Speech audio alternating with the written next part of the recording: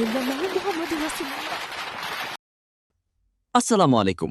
আবহাওয়ার সর্বশেষ সংবাদ এবং নিয়মিত আপডেট পেতে আমাদের চ্যানেলটি এখনই সাবস্ক্রাইব করে রাখুন। আজকের আবহাওয়ার অবস্থা এবং বৃষ্টির পূর্বাভাস সম্পর্কে বিস্তারিত জানতে সম্পূর্ণ ভিডিওটি শেষ পর্যন্ত দেখে আমাদের সাথেই থাকুন।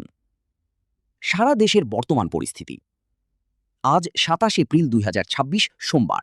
আবহাওয়া অধিদপ্তরের তথ্য অনুযায়ী সারা দেশে বৃষ্টির প্রবণতা বৃদ্ধি পাওয়ার পাশাপাশি তাপমাত্রা কিছুটা হ্রাস পেতে শুরু করেছে। পশ্চিমা লঘুচাপের প্রভাবে দেশের ৮ বিভাগেই ঝড় বৃষ্টির প্রবল সম্ভাবনা রয়েছে। বিভাগ ভিত্তিক পূর্বাভাস। ঢাকা, ময়মনসিংহ ও সিলেট এই ৩ বিভাগে বৃষ্টির তীব্রতা সবচেয়ে বেশি থাকতে পারে। আগামী কয়েক ঘন্টায় বজ্রসহ মাঝারি থেকে ভারী বৃষ্টির সম্ভাবনা রয়েছে।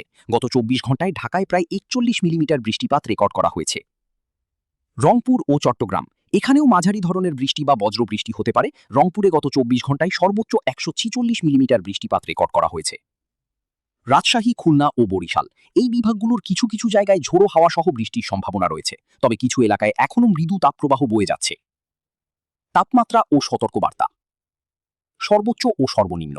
দেশের আজকের সর্বোচ্চ তাপমাত্রা রেকর্ড করা হয়েছে রাঙামাটিতে ৩৭ ডিগ্রি সেলসিয়াস এবং সর্বনিম্ন তাপমাত্রা দিনাজপুর ও শ্রীমঙ্গলে ২০ ডিগ্রি সেলসিয়াস।